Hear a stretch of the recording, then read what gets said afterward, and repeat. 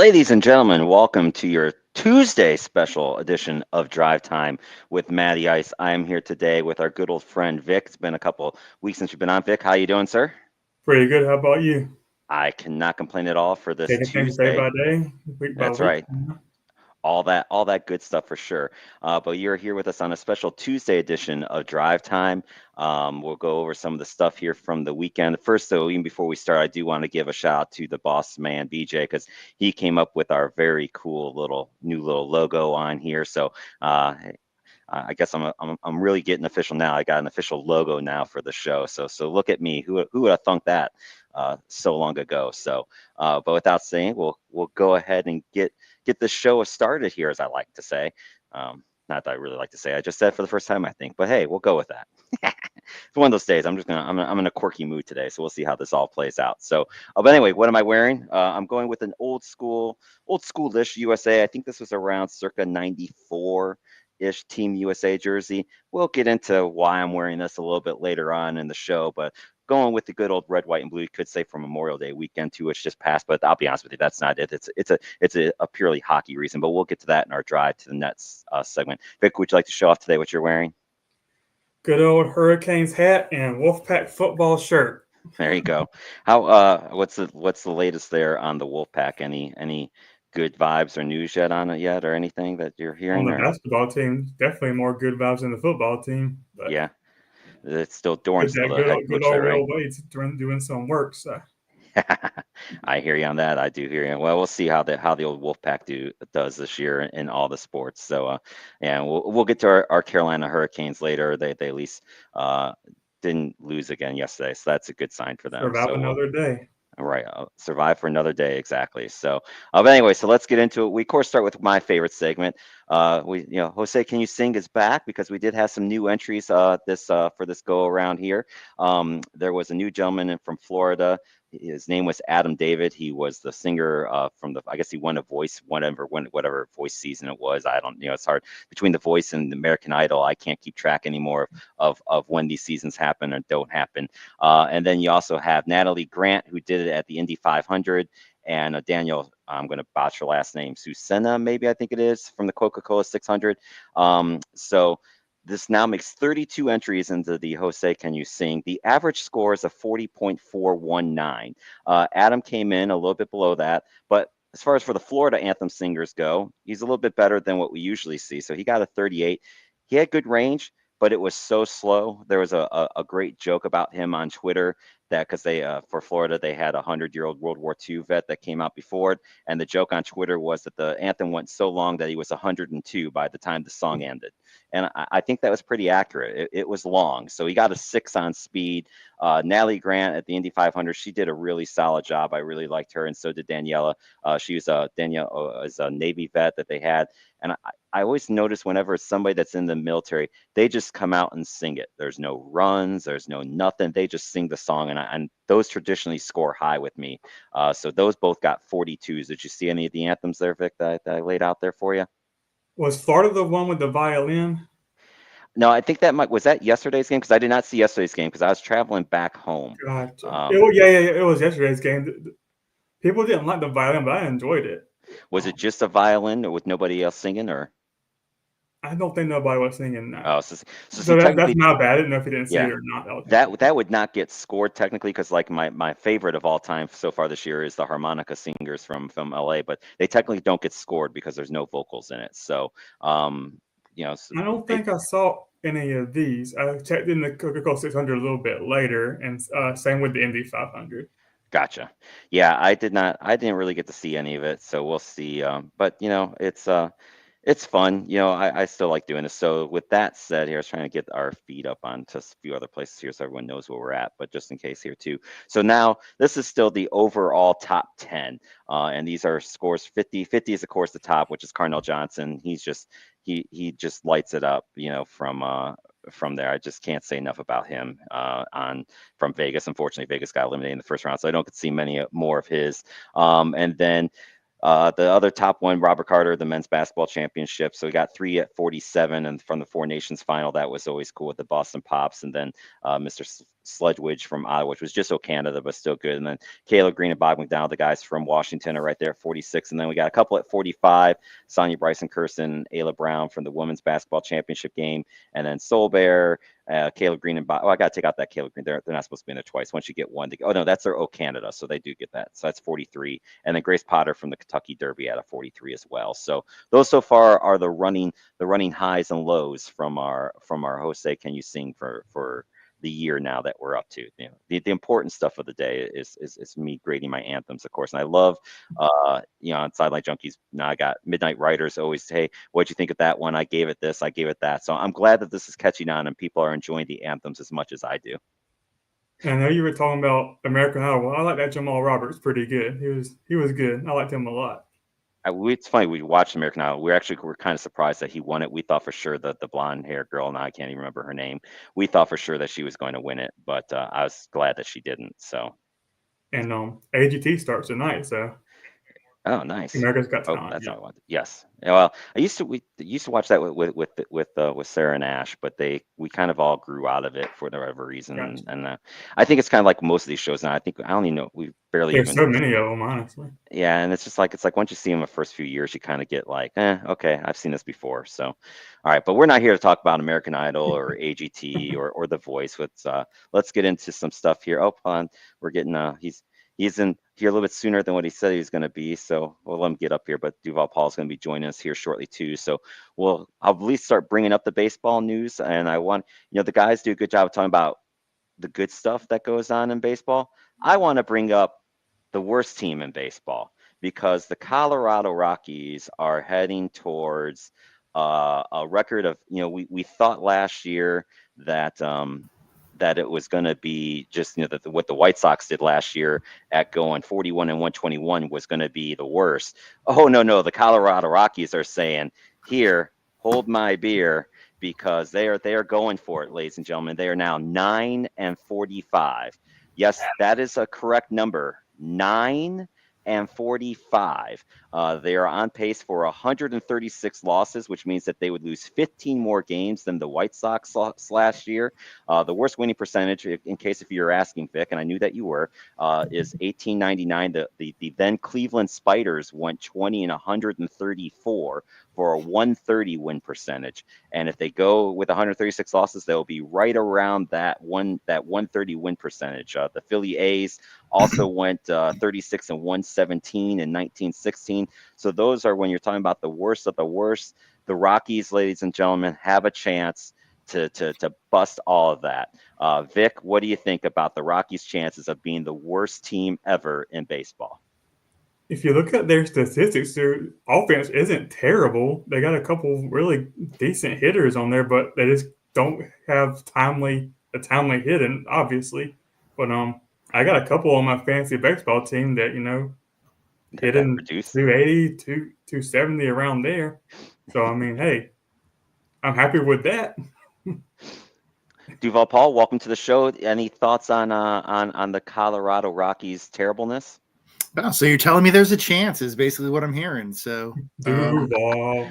I mean, it's I haven't dug too deep into Colorado just yet, but certainly we'll have to look into that a little bit more closely. Their pitching numbers are really terrible. I don't want to single. And look, part of it is too, you're pitching in Colorado, which we all know is terrible. Chad has the number of games the Rockies will win is equal to the number of people who will watch the WNBA the next 2 weeks without Clark. Well, that'll be interesting to see. Not nice. I know it's not nice, but I mean, you might be right, unfortunately, but we'll see. It'll be interesting. I'd love to see what the attendance figures look like. And I forgot. Oh, that's another bad thing. We need to bring up attendance later for the NHL, but we'll bring that up here too. And I forgot to make that one there. So we'll see. Hopefully not. But so let's see here. What other good news here do we have now? So that's the bad side of baseball. The small market AL teams are still in the Central, are still rocking and rolling. You have the Detroit Tigers with the best record in the AL. Right now the Phillies are percentage points ahead of them in the NL, but they're 35 and 20. Cleveland and Minnesota hanging in there at 29 and 24, and KC 29 and 26. KC right now would technically be out of the playoffs. Houston is in, but they've been having times where all four playoff teams would be from the AL Central, and they are all of the smaller market teams, which I personally love to see. Of course, Cleveland is one of mine, so we'll be going with that. Guys, what do you think of the AL Central?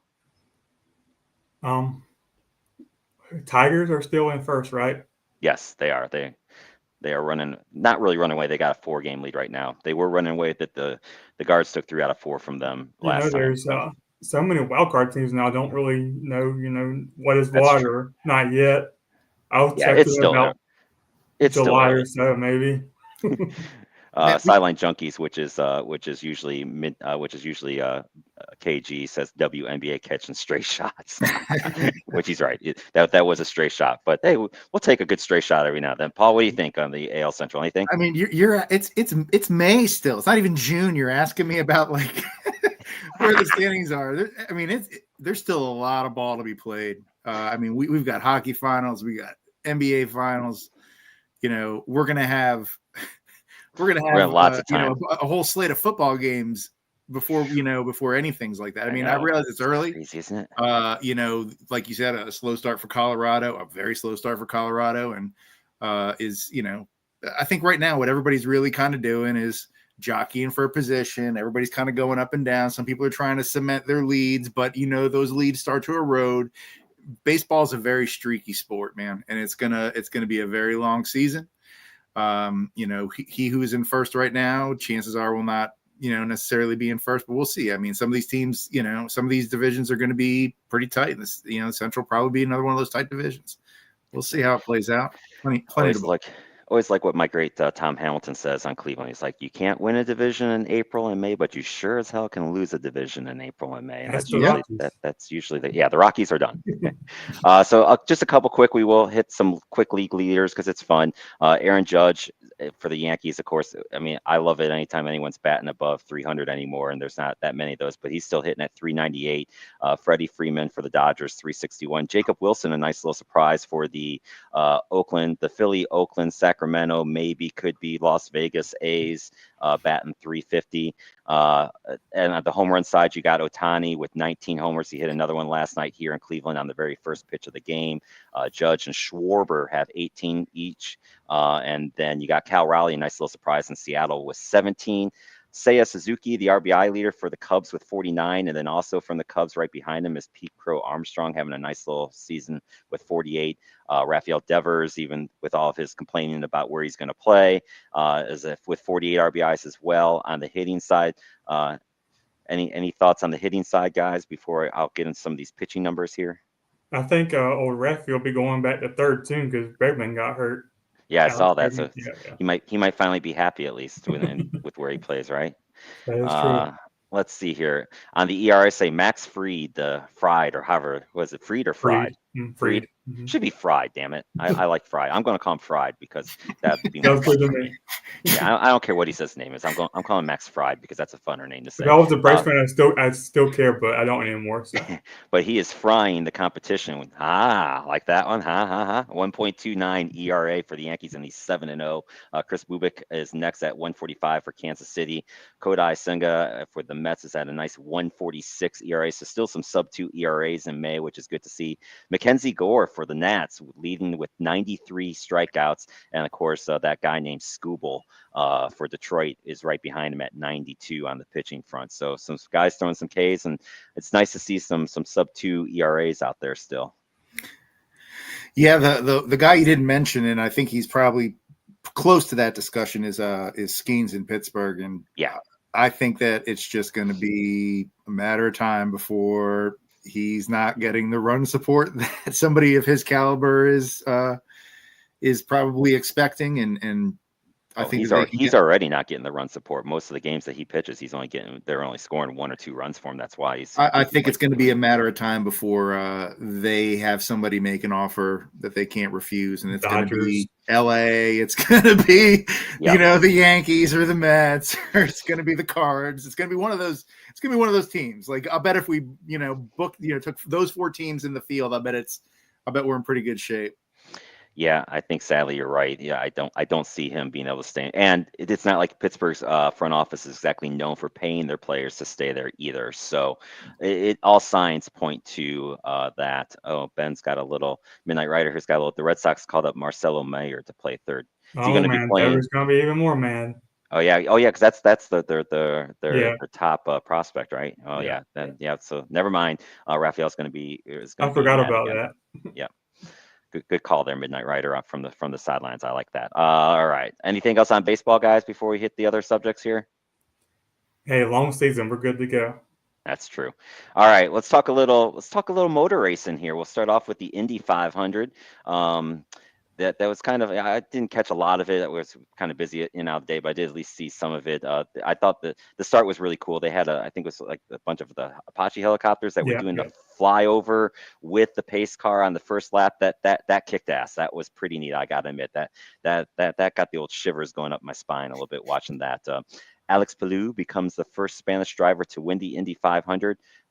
What's interesting about from reading about him, he is the two-time IndyCar champ, but he had never won this race, and so he finally gets that off his He had never schneid. won on an oval. Oh, Yeah, his first win on an oval ever. yeah, so it's just crazy that he finally gets it done at the Indy 500. So good for him.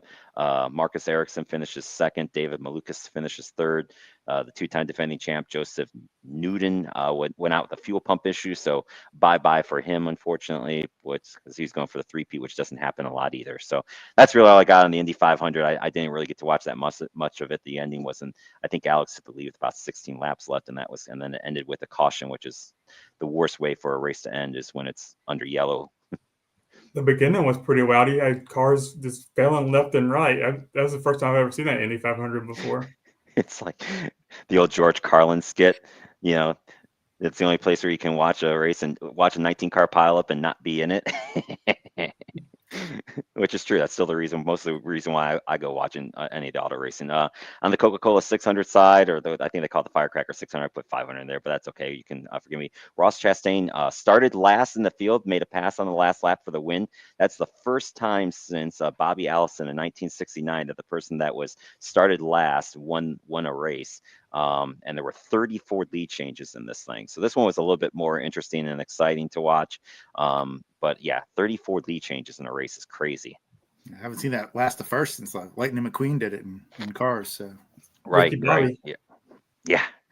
Yeah. Good old Lightning McQueen back in the day. and I don't know if I missed it, but I know for a fact that I had to clue you in to the national anthem for the Indy 500. So I don't know if we missed. I don't know if I missed. Gave her. Yep, you did. I gave her a 42. Yeah, So that was, she's right she outside had the everything top but the 10. whammy bar. Yeah, she the only thing I didn't like about her, it was a little slow, just a bit slow, not terribly slow. And there was one little, she overall had pretty good pitch and range, but there was one note that she hit that wasn't so good, but the rest of it was pretty damn good. So she got a 42. So she's not quite in the top 10, but our average score now is a 40 on the Jose. So she's above average. So Hey, what did you think about the Panthers singer? I told you. I texted you. I said, "Oh no, the national anthem in Florida is not abysmal. This is a bad omen." That is what I texted you. You did. I didn't see it though last night because we were coming in late from Cedar Point, and then I hit the TV and I tried to hit the rewind, and I couldn't get back to see the anthem, so it did not officially get graded. The first guy in Game 3 got a 38 because I thought he was okay, but he was slow. Was it the same guy or was it different? I don't know if it was the same guy, but this guy actually sounded good, and it shook me. I said, "Uh-oh." Uh-oh. And I'm not wrong, or was one on the violin? Was that the other series? That No, must have so been the other series. Okay, my bad. Edmonton always has the same guy, and Dallas always has the same Selena Ray. Those two have been going back and forth, but I don't know. And I keep trying to catch Maybe some I'm of the confused on basketball something. anthems, and All right. I can never catch the basketball anthems. I don't know, they don't show them or not. I go back on ESPN News and it goes right to the first. It goes right to the game because let's be honest, in any basketball game that's going on directly across from the Canes in Florida, I haven't been able to watch it. I've seen more. I've seen more of this series here than I had the West because the West is going up with the Canes in Florida. So we'll hit the basketball stuff real quick. Indiana and New York. This one is Indiana's up 2-1. Their game 4 is tonight. So far, the road team has won all 3 games in this series. That Indy won, of course, the crazy game 1 with their comeback where they just were hitting threes left and right at the end of overtime. Game 2 and 3 were a little bit more traditional, a little bit closer, but so far the road team has carried these. Vic, you got anything on the East? Well, I'll say this stat: Halliburton is 4-0 in his career in Game Fours, All so he's right, undefeated. so you're saying Indiana's winning tonight? Yep, that's what I got. All right, I like that. Paul, anything on the East? I'm fairly illiterate when it comes to the pro basketball, but I do have people that I listen to, and they are all very panicked that New York is not making it out of this game.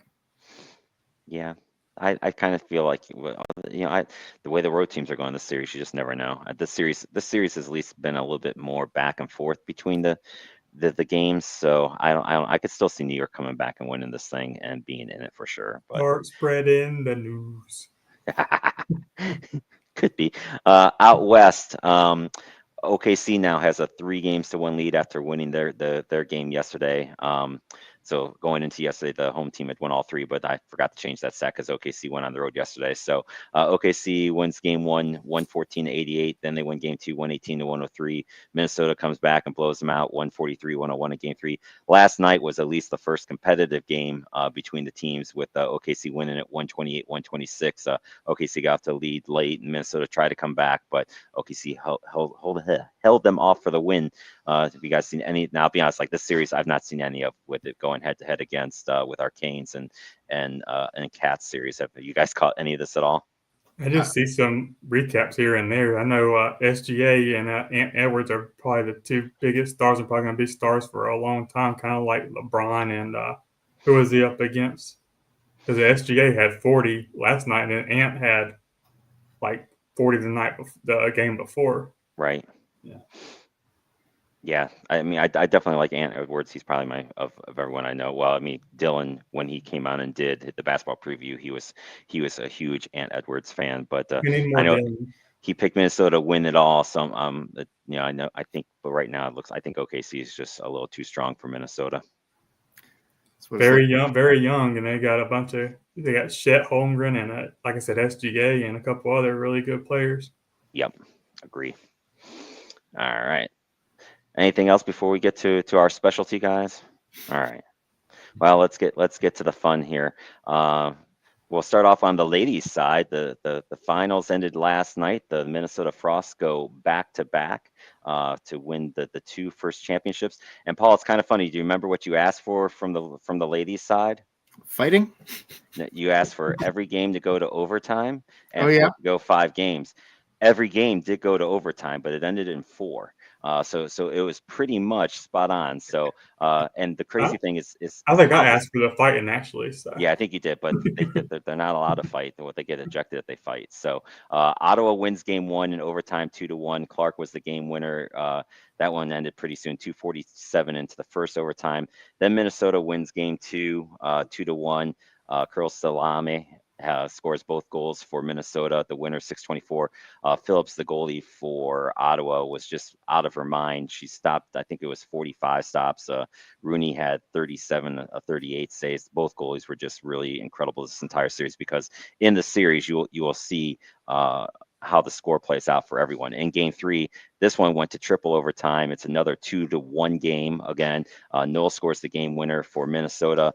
9:57 into the third overtime. Rooney stops 35 of 36. Phillips stopped 45 of 47 shots in the 3 overtime game. Just stood on her head, but just couldn't get the big save. And then last night, Minnesota again wins it in overtime. Again, the final score was 2-1. So none of these games were high scoring. Rooney and Phillips really dominated this series. It's just Rooney got the better of every 3 games. So Liz Shepard scores the game-winning goal and she scored the game-winning goal last year for Minnesota in overtime. So she has got both game-winning goals. Matty Rooney goes 5-0 in the playoffs, but Gwyneth Phillips, the goalie for Ottawa, wins the Alana Kloss Trophy for basically the version of the Conn Smythe Trophy.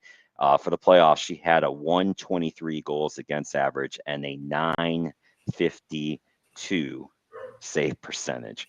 And she lost her last 3 games. I mean, that's the crazy part of those stats. It's just she did everything she could to make Ottawa win that. They just could not. They did not have the offensive firepower that Minnesota did, and Minnesota had just enough to win. So your champions are the Minnesota Frost, and for the second straight year. Any thoughts on the ladies' side, guys? I Congrats like to the idea of Minnesota Frost, back-to-back like it champions. says. Oh, so go ahead, Paul. Sorry. Go ahead, Paul. We didn't hear you. Oh, I just said I like the idea of back-to-back champions. Yes, that's my Minnesota Frost for you. That's the team that I adopted. I don't think I can say much. I just picked a team, so they just happen to seem to be winning it. No reason. I kind of like the F logo. That's all. I think the logo's kind of sharp, so that's why I picked them Hey, out. you know what? I understand that because there's once upon a time, if the website is not completely gone, I really got into the EFLI, the Elite Football League of India. I don't know if you even knew that this existed. I did not. I just chose a team at random, and they were called the Pune Marathas. And sure enough, they ended up winning their first championship. And I think it was the only season that they actually had. The reason why I like them was their team colors, and because they had a guy on their team named Dinesh, and I thought that was just really cool. Hey, But sometimes you got to pick it doesn't matter why you pick them. It's just that you got to pick them. So, yeah. Vic, did you have any thoughts on it? Oh no, I was just saying like the things is congrats to the Minnesota Frost in the state of Minnesota. That's right. So the Timberwolves might be State out, of but hockey. they still have a parade they can plan. So that's what matters. So all right, on the World Junior the World Championship side, this was crazy fun. So this was the final standings from the regular part of it. So Canada finished one on the Group A, Sweden was second, Finland third, and then Austria fourth. Swiss was number one on the Group B side, USA second, Chechnya was third, and then Denmark was fourth. So the way that the quarterfinals again worked is one in Group A played four in Group B. And from there, that's where the fun really began because Canada got upset in the first round by Denmark. For some reason, this game got played in Denmark, which I thought was weird, but Denmark wins that game 2-1. Canada was not expecting to lose this game because they actually did not even pack their like full on bags with them. So in case they lost, they could go home. They had to go back to wherever I think they were staying in Sweden somewhere. They had to go back to Sweden first because they were not expecting to lose this game because they thought that they were going to go on in the tournament. So they lose the first game of that one. Switzerland defeats Austria 6-0. Sweden took out Czechia 5-2, which they were the defending champs. And then the USA took out Finland, which I was pleasantly surprised with. I actually wasn't too sure they're going to get past Finland 5-2 as well. So then the semis, Switzerland just crushes Denmark. They took them out 6-0. And then the big surprise to me was then when USA takes out Sweden. I really didn't think they were going to beat Sweden. Then they kind of rolled all over them 6-2. And then so that brought us to our gold medal game, which again goes to overtime between the US and the Swiss. And I am happy to report, which is the reason, of course, why I'm wearing this jersey, that the Team USA wins the gold medal. They defeated Switzerland 1-0 in overtime. Tage Thompson, which is from the Buffalo Sabres, scored the winning goal. Jeremy Swayman from Boston stopped all 25 shots. This is the first time that the USA won this gold medal since 1933. And again, this tournament is kind of unique. I've talked about it over the 3 or 4 weeks that it's gone on. It always goes on during the NHL playoffs. What players participate between Canada and the US can vary from year to year, even if because if their team is playing in the NHL playoffs, obviously they're not playing. If they get eliminated too soon, they can't join. And some players just don't want to go because it's usually always overseas and they don't want to go after the NHL season. So for the USA to win it, it's kind of special. And then I put this picture in there because the team did the right thing. Zach Werenski, which plays for the Columbus Blue Jackets, he immediately went out and grabbed Johnny Gaudreau's jersey because I think Johnny probably would have played in this tournament with Columbus not making it because he played in every U.S. tournament that he could. So they went and they grabbed his jersey so that he'd be out there for the team. And damn it if it didn't make my tear up a little bit watching that. That was pretty cool to see. Any thoughts on the Worlds, guys? That's a very classy move. USA. And in case you were wondering who won the bronze, it was Sweden. They took out Denmark 6-2 to win the bronze medals. So that's how the medals rolled out for that. Other for international hockey news that did come out too. Russia is not going to be allowed to compete in the 2026 Winter Olympics. So the biggest blow, obviously, that is going to be for one Alexander Ovechkin, and the rest of the Russian team. They will not be allowed to. Russia will be able to have individuals compete, but they have to compete under a neutral thing. So and the same is true for Belarus as well. So no Russia in the Winter Olympics, which is on the hockey side of it, just strictly from the hockey side, not talking the political side. I get why they're not in it. I 100% understand that part of it. But it is a bummer as far as for the hockey part to not see that team compete with the others, with the NHL players, especially being back. Paul, what do you think? I am diametrically opposed to Russia in most. I do. What I'll say? I recommend watching that documentary about the Russians who defected to join the Detroit Red Wings, because I think that was a very educational documentary. As far as them not appearing in this, I mean, I feel for a guy like Ovechkin. Guess what? He's had plenty of opportunities to do this. He's in the twilight of his career. I think that there are other players in Russia who would probably serve themselves to get out and play in a country that's not a terrorist state. Well said, sir. I like it. Vic, any thoughts? That works for me. Yeah, not topping that one, right? All right. The minor league hockey updates. We'll start with the East Coast Hockey League. Toledo did defeat Kansas City 4-1 to advance to their second straight Kelly Cup Finals. Tres Rivias is up over Florida 3-2. That one, the road team had won the first 4 games of the series, but Florida finally lost on the road last night. So their game 6 is tomorrow night. And we'll see what happens there to set up the Kelly Conference Final. Those were best 3 out of 5. The next round will be 4 out of 7. And then in the AHL, the defending Hershey Bears are out of it. They got knocked out by the Charlotte Checkers, which is Florida's team.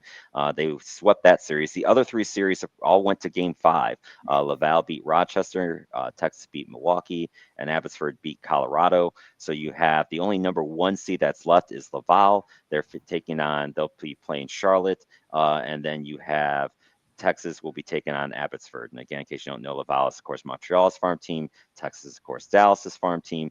And Abbotsford is Vancouver's farm team. So kind of funny. You got Dallas in there and Florida, and of course, their 2 NHL teams are still cooking as well.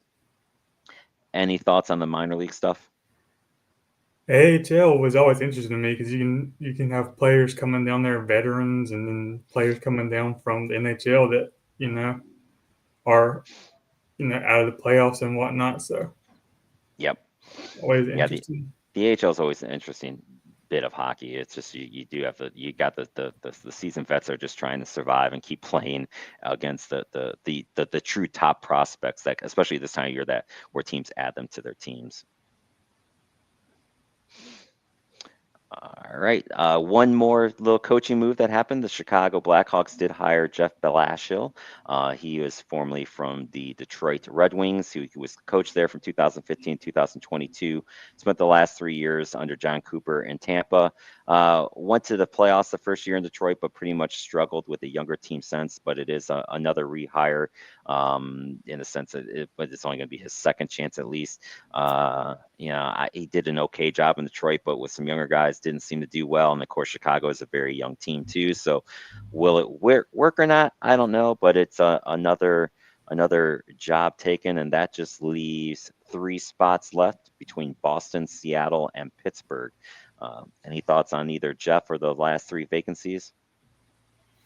I think that there's a shortage of great NHL coaches, and you know what? Sometimes all somebody really needs is an opportunity. And you look at, some of those coaching benches, some of those former players, somebody's going to get an opportunity. And, it doesn't necessarily matter what you got as far as, ingredients in the cupboard. If you can make something together that works and string together a somewhat successful season, set yourself up for a good draft.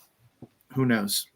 I mean, look at Paul Maurice getting constant chances, and he gets to Florida with the right team, and you see what happens. Yep. Yeah, I don't mind some of the reshuffling, but there are some guys I would like to see not get another chance. Put the pasture. Laviolette, like I think his time should be done. I don't know if he'll get another shot again or not. I hope he doesn't. There's a few others that come to mind on this front too. I didn't create a banner for it, but I did mean to bring this up here too. I don't think that this is a surprise to anyone going as we're going to dive into the NHL playoffs now.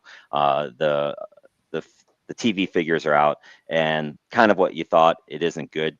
ESPN's ratings are down near 30 or near 28%. TNT's ratings are down only 18%, which I find interesting. So I don't know if that's a sign that people like the TNT broadcast better than what ESPN's throwing out there, and that's why TNT's ratings are as low. Or TNT has had the advantage of having the East, and where ESPN I think has had the West. I don't know if that makes a difference or not, but ESPN has had McDavid, and it doesn't seem to be mattering for their numbers. So I don't know where the line is. But again, what this just tells me is no Boston, no New York Rangers, no New York Islanders, no Chicago, no Detroit, Nope. no Pittsburgh.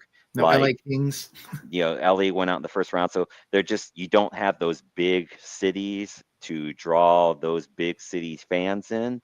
And so I think what you're just seeing is that you've got the NHL diehards watching it, and maybe the occasional fan will watch the occasional game or two, but I don't think that you're getting the occasional fan to check out an entire game of this, throughout this entire thing. And I think that hurts. And Jeff puts in here too, which is also true. No Ovi. So I think that is a factor too. You don't have the Capitals that well. They did make it through 2 rounds, but they're not here anymore. So I do think that's part of it too. Are either of you guys shocked with the NHL attend or with the TV ratings? Not at all. I mean, if Yeah. McDavid don't make a difference, I don't really see how much of a difference Ovi would make. I mean, that's just my opinion True. on it. Yeah, but for whatever reason, I don't know that McDavid's just because he's stuck out in Edmonton. So I mean, I don't know if people really realize how good McDavid is, because he's just, a lot of his games are 10 o'clock at night until this round. I mean, and then don't even get me started. Like, I don't know why ESPN and ABC thought it was a good idea to have the game Sunday start at 3 p.m. It's a holiday weekend. It's a noon start out in Edmonton. Like, that start time makes no sense to me. That was I don't. very, very bad. Yeah, I don't know if there's a reason why they had to start at 3 with the TV, but I guarantee you when those ratings come out from Sunday at 3 o'clock, I'm sure those are going to be abysmal with Dallas and Edmonton and a 3 p.m. start. It's just, I didn't even get to watch that game. I blame Bettman. I always blame Bettman. That's true. That if you're not sure, just blame Bettman. I 100% agree with that. That is always a good thing to blame on. So let's dive into these series a little bit. We'll start out west. Edmonton is leading the series 2-1. Dallas won game 1, 6-3, with that amazing third period where it kind of looked like maybe that was going to be it for Skinner again in goal. But Stuart Skinner, this is what he did last year. Like, he has these stretches. He's either really, really good, or he is just god awful. And fortunately for Edmonton, the last 2 games, he's been really, really good with the shutout in game 2, 3-0, and that 3-0 score really, the game wasn't even that close. Edmonton just dominated that game. That's probably the best defensive game I've seen them play all tournament. And then Edmonton wins game 3 back in Edmonton 6-1. And again, that score wasn't even that close either. So I don't know if Edmonton has Dallas figured out, or if Dallas can finally start doing what I think they should be doing against Edmonton. But I think this could be part 1 of part 2 of a rematch Stanley Cup Finals. Do you guys see any way that Dallas comes back in this thing, guys? Let's see. Edmonton is supposed to get Ekholm back probably the next game or two, so that will make a big difference for them. The only way is if Dallas stays out of the penalty box, which is easier said than done, because Edmonton's power play is lethal. Yeah, and I think they're running at almost 35% for the playoffs. It's just a crazy percentage that they're at right now. Yeah, I think Dallas really brought their A game in game 1. They kind of fell apart a little bit in game 2. And this last game, it just seemed like they're kind of a little bit shell shocked. Mikko's they haven't been getting him as many opportunities. They've been turning the puck over. Edmonton's been making them pay.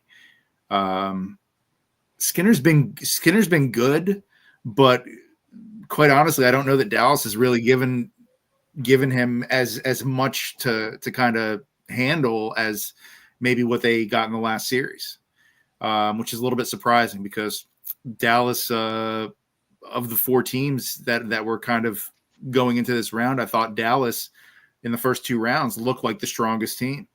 Ottinger's definitely proved invincible. Mm-hmm. But Especially last game. I think it also has to do with the guys in front of them. I just don't think they're playing very well. I think DeBoer's frustrated, but we'll see how it goes. I think that Dallas still have a puncher's chance, but Edmonton is firmly in the driver's seat. They need Dallas, if they're going to make a move, they need to make a move tonight. Yep. Yeah, I mean Heiskanen was a -2 in their last game. Lindell was a -3. Those aren't good numbers for your top pair of defensemen when they're -2 and -3. That's never usually a good sign. Will Johnston was another -2. I think he's like -14 for the playoffs. He could set the record for the worst plus-minus in the playoffs. And for those of you who don't know, the plus-minus is the 5 guys that are on the ice. If the goal is scored, it gets a plus. If you're on the ice when the other team scores, it's a minus. Special team goals, as far as if a power play goal is scored, that does not count. If you score a goal shorthanded, you still get the plus, and those on the ice for the team that was on the power play still gets the minus. So it doesn't count if you're on the ice for a power play goal that is scored on, but it's a good way to know basically who is on the ice when the other team is scoring or not scoring compared to when you're on the ice. So those are all not good numbers. On the Edmonton side, it's just like I said, Skinner. Again, has just been really, really good for them.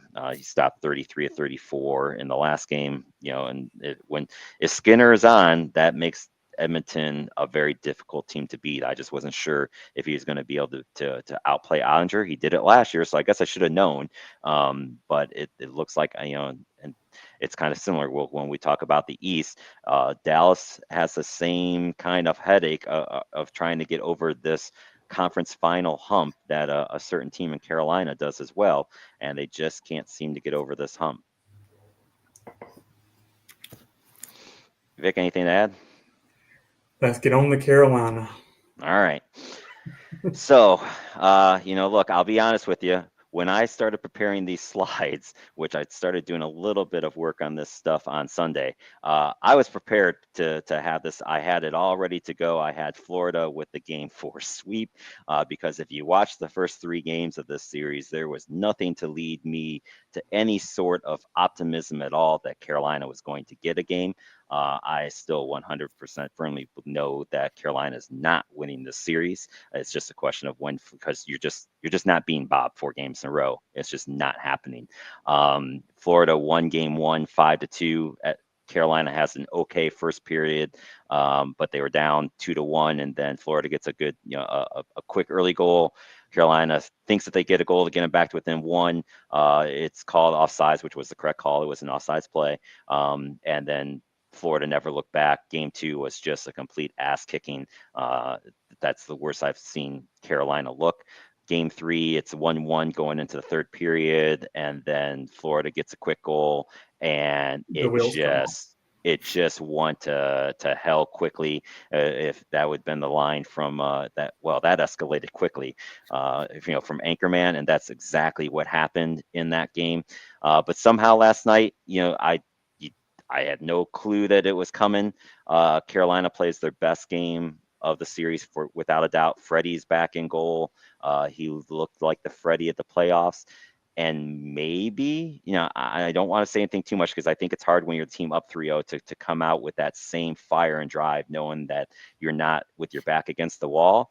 But Carolina started to try to do these more vertical flip passes, and that was working for them, where then they would finally create some space because they'd get enough of those to work, where then Florida couldn't quite pressure as much up onto the blue line as they'd like to do. So maybe they found a little bit, but again, I'm not optimistic. You got to win 4 games in a row, and Bob, I still don't see that happening. My hope is Carolina can win 1 game in front of their game crowd, a home crowd in game 5, and I think Florida takes care of business in game 6. Paul, what are your thoughts on this?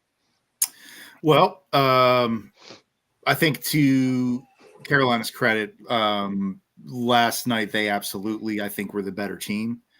I think it hurts when Reinhardt's not there, especially on the penalty kills. I mean, I think you talked a lot about at the beginning of the series how special teams was really going to be the key. And I think in the game last night, the thing that really was standing out to me, and I didn't look at the actual numbers, but it seemed to me when anytime Florida really needed to win a face-off, because they have so many of their goals, probably half their goals in the series are off of set plays off the face-off. Right. So it was very noticeable to me that we were just not winning face-offs. Like not the key ones. I'm like, all right, well, just get this back. Like, no, it seems like you guys won the face-off battle. You definitely were the more physical team. You definitely had a lot more shots. Bob was standing on his head, but and Freddie was, to his credit, he looked really good. But I think that it was also, we didn't get a ton of great looks. I think there were too many times where I'm like, shoot the fucking puck. Excuse me. Shoot the puck, man. Just shoot the puck. All the time. And I feel like we tried, I feel like there were too many plays where we sacrificed good for great. I'm like, just get it on net. If there's a deflection, you got 3 guys there. Instead, you're going to try to pass the puck through traffic and you're going to turn it over. We had so many turnovers just because we were going for the extra pass. Game 4 is always the toughest one to win. We knew that. I think that, yeah, sure, there's every reason to believe the way you play the first 3 games that you get swept. But, I think of the comments that Biz made after game 3. He kind of came hard on the Carolina players, like, you're backing down. He basically called them out, said, like, you're backing down from a challenge. You're not, like, you like one guy's getting hit and you've got, like, everybody else on your team is just kind of looking at it instead of jumping in. And, like, that's not how you win in the playoffs. So I think that,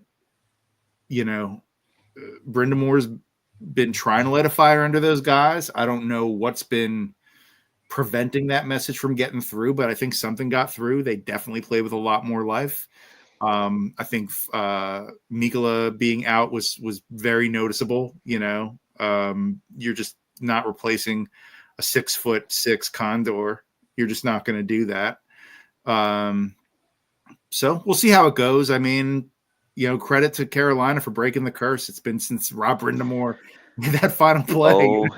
0-15 they were until last night in the Eastern Conference Finals since 2006. And I'll get into that a little later of why it might be my fault and that there could be a curse. But Vic, I know you want to make some comments too, but from Midnight Rider puts in Florida has beaten the hope out of Vic. Hey, I was just happy with the win last night. I was just sitting there watching the game. I'm like, I don't got no hope here. We're down 3-0. Let's just see what happens. I think that's how the Kings actually kind of played.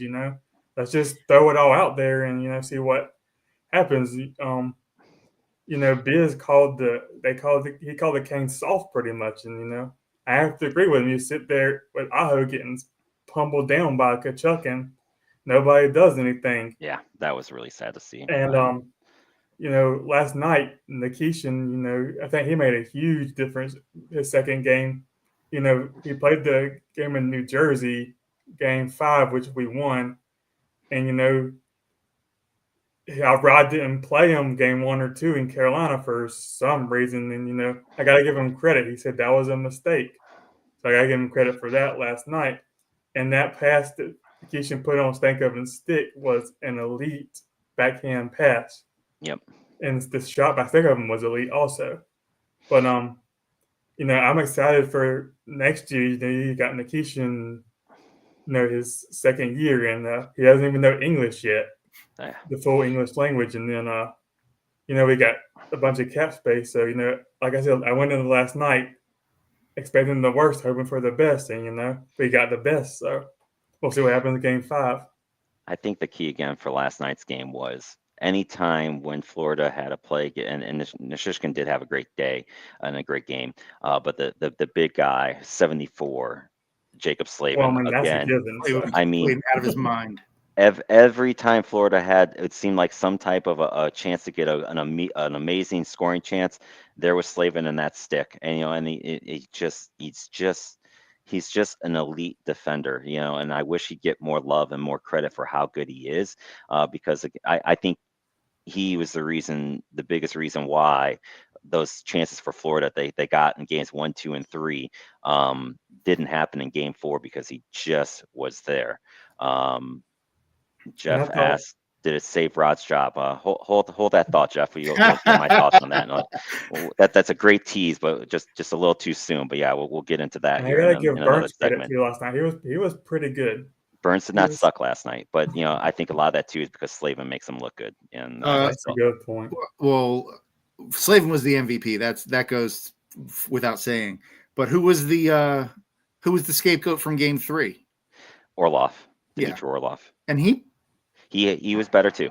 Yeah. he played a much better game. Yep. I mean, the D woke up last night, and we'll see. I mean, I think they can do it one more time. I think the crowd and and look, I No. don't know if it's that they're maybe a little bit spoiled.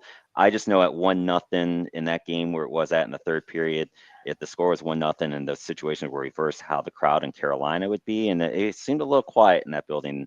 But I did when the second goal by Jankowski, which was another beautiful play, got called back for again offsides, which again was the correct call.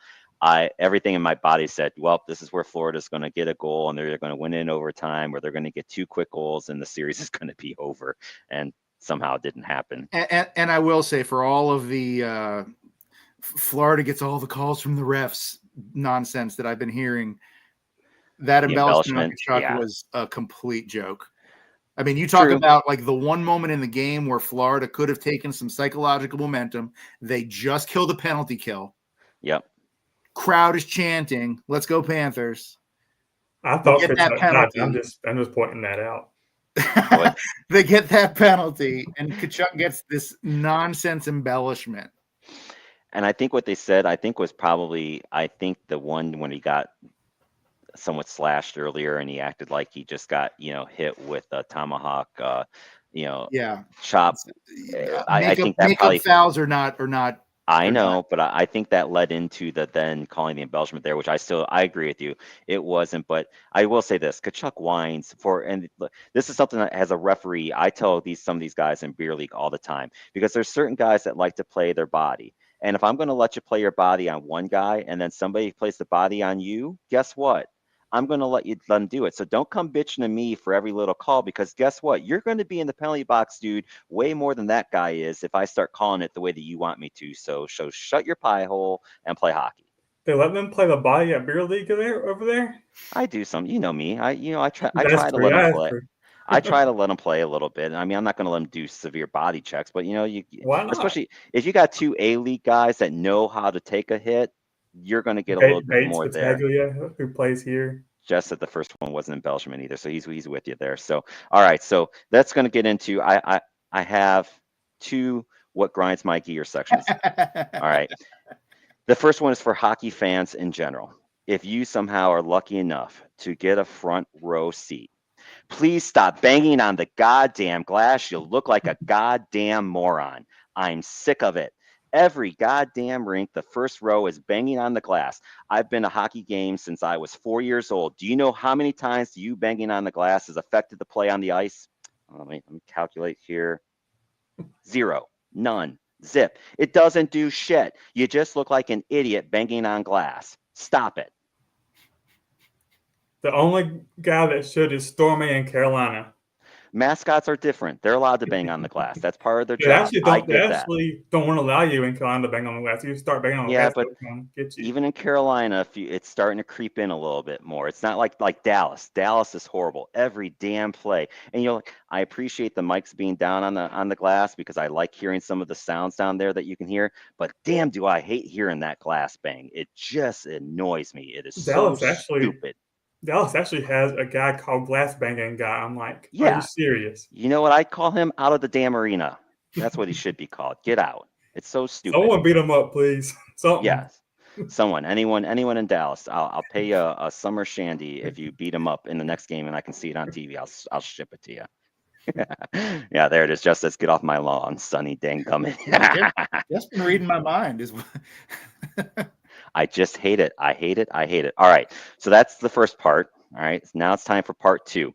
And I'll admit, Carolina winning the game last night takes out a little bit more of this of my vibe on this one. But I do want to start with this for my dearly beloved Washington Capitals fans, and I love you all, Scott, Jeff, and Jeff. I haven't really heard Jeff say this yet, but I know Midnight Rider said it, and I know I heard Scooter say this a couple times with my rants on Facebook during the series of the Washington Capitals could have maybe given the Florida Panthers a better series. Stop it.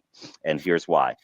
The Florida Panthers are the Carolina Hurricanes. They play the same exact style. They both play man on man defense. The difference is Florida is bigger, they're stronger, and when you give them the turnovers, they have guys that can bury them. So where Washington would stay in games with Carolina because Carolina just doesn't have the firepower, guys that know how to score goals in the playoffs, Florida does. So I'm sorry, this series would not be any different if it was Washington and Florida. I think it would still be probably a 3-1 because Ovi probably would steal a game or two. I have no doubts in my mind that Ovi could do that, but Florida would still be dominating Washington just like they would Carolina. That's part one of my rant. Do you guys have any comments on? Well, technically, this is part A of part two of my rant. Amen. Praise the Lord. I agree.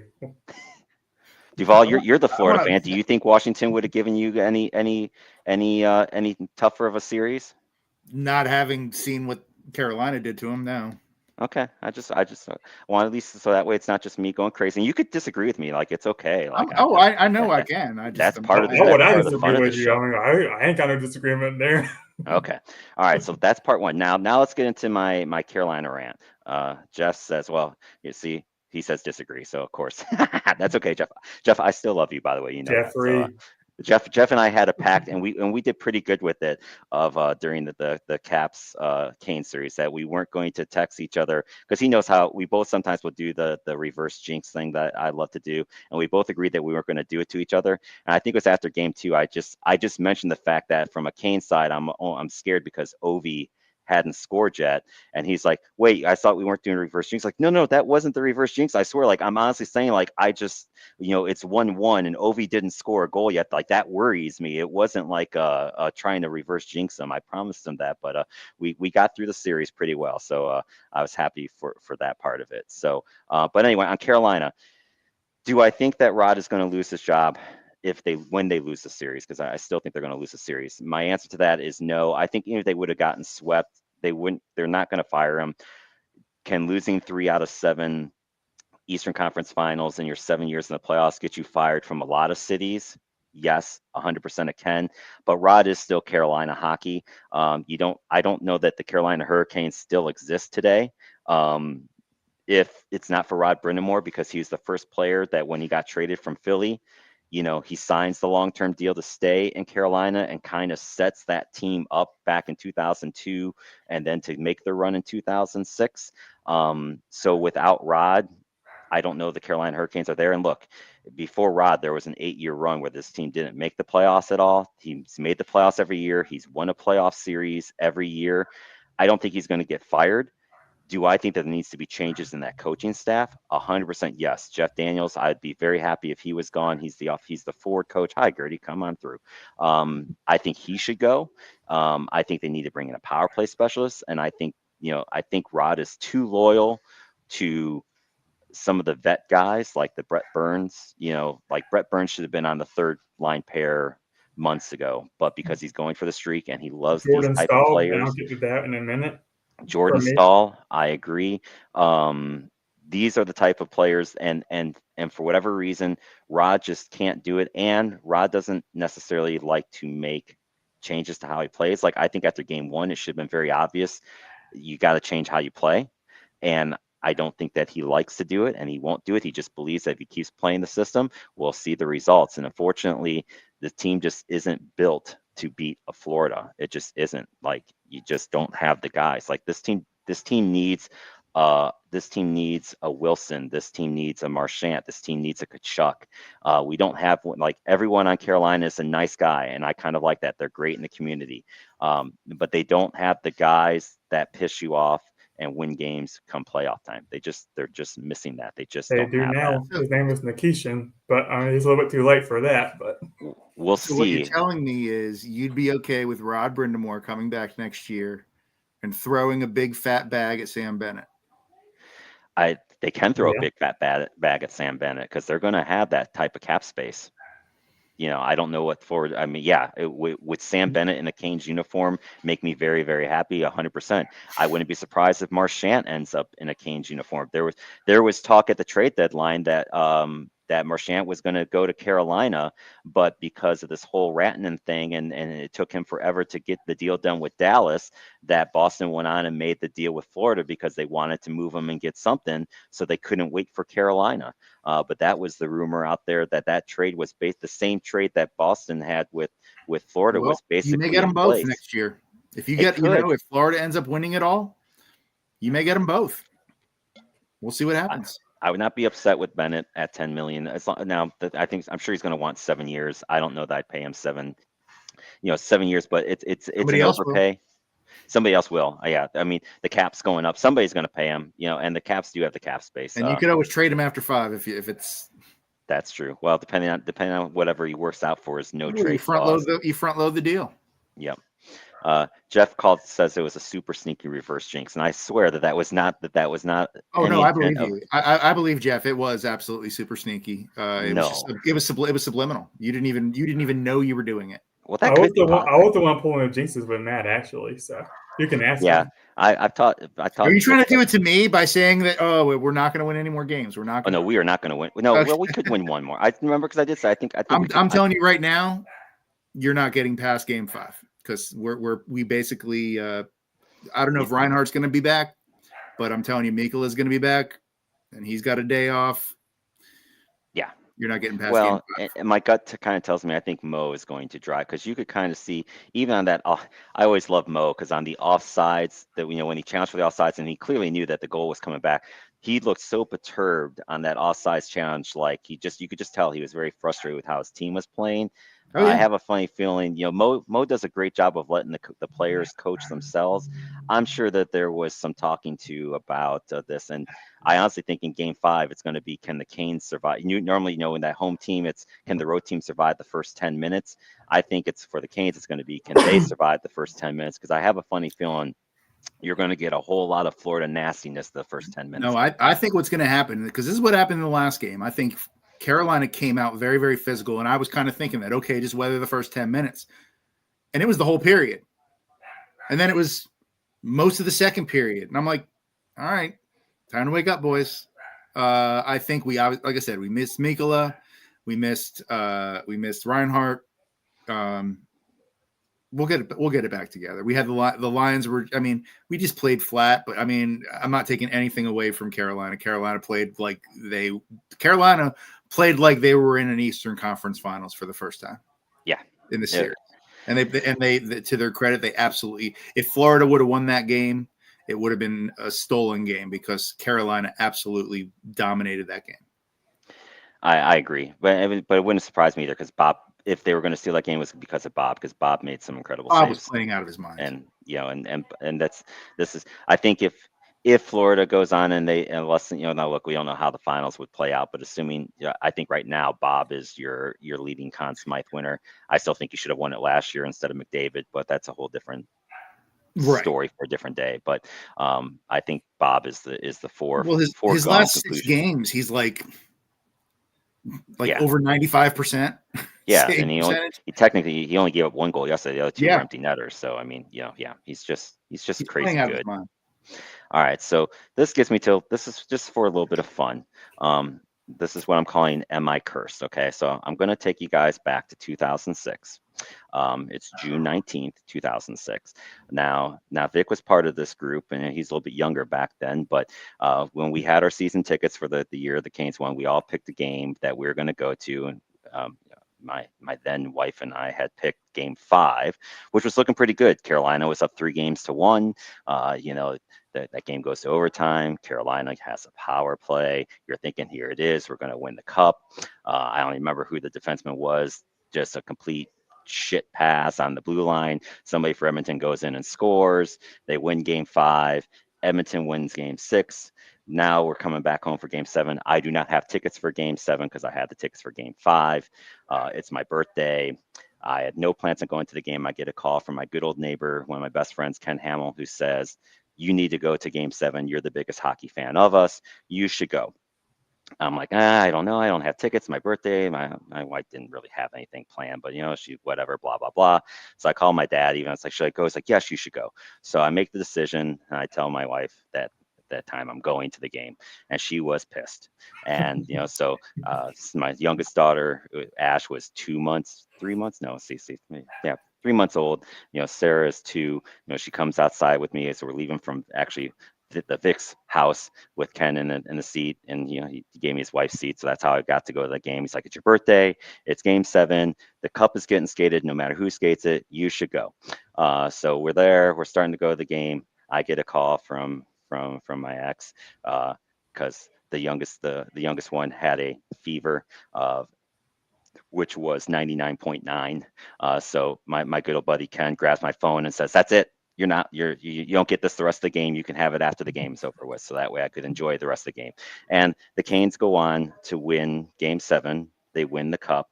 Did I enjoy the hell out of that game? Of course. Now that's of course my ex-wife. Do I care that much? No, not really. But I think she put a curse on me.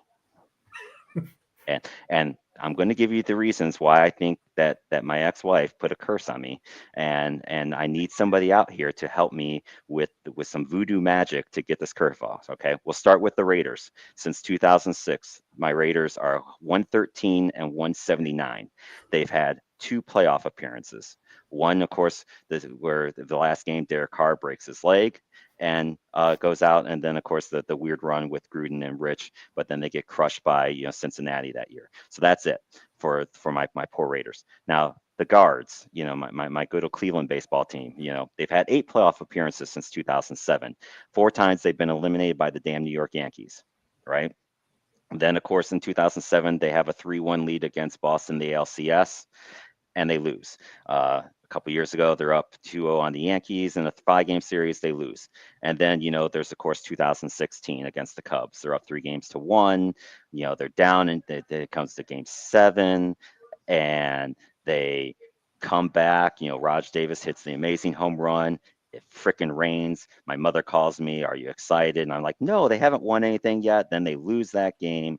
And then, of course, we have Carolina, who has since 2006 until last night, they won a game. They hadn't even won a game in the Eastern Conference Finals. They are 1-15, and they didn't make the playoffs from 2008 until Rod was hired in 2018. I think I'm cursed. I think she did something. Are you done? I think you and Tracy just need a good old hug, Matt. Just hug it out for a couple seconds, and then maybe it'll change. No, that's probably not going to happen. Okay, you choose to be a Raiders fan. True. You've got an owner who literally would manipulate your draft board. Boy wonder. And you're saying it is a curse? I think so, yes. But look at all the other. You want to talk about winning percentage? You really want to take that Pepsi challenge? You know what my highlights are? When we beat a team, the fan base and the coaching staff lose their minds so much that people lose their jobs. That's all we have because we don't have championships. You do have your Florida Panthers, though. I mean, you're on a good run with your Panthers. My Florida Panthers. Uh-huh. For the last 4 years, literally 25 years of complete anonymity. No, you had that one run against Colorado. You couldn't name 5 players. Well, I can, but Well, the average person could not name 1 player from 2003 to 2020. The average NHL fan could make Olli Jokinen, Ed Jovanovski. They should get Beezer. I mean, didn't they get Jaromir Jagr when he was 95 years old? I think so. Yeah, he was on his way out there. You're talking about my Panthers. My Panthers were a complete joke for like the better part of their existence. And the Jaguars are literally like 30 years. And like 1 out of every 10 years, they can slap together a winning season with like bubble gum, smoke, and mirrors. Come on, dude. You're not cursed. You got to watch a Stanley Cup Game 7 with the cup skated around in front of your home team. And That was the best moment of my life. I'll admit that. Yeah, nothing's beating that. Especially the Game 7. That was fun. You're so doing great. You're like being a sports fan is knowing pain and misery. Unless you literally are one of these people that like, oh, I'm a Yankees fan. Oh no, now I'm a Chiefs fan. Oh, now I'm a Patriots fan. Unless you're one of these homers. Or one of these, I'm sorry, fair weather fans that just jumps on any bandwagon and whoever's good, that's who you like. No, I'm a Dodgers fan. True fans are, you know what? The Washington Commanders fans who had no reason to expect a damn thing, go up to Detroit, whoop that ass, get all the way to the conference finals. Those are the diehard fans that have been waiting and they show up. Yep. You know, and down here in Duval,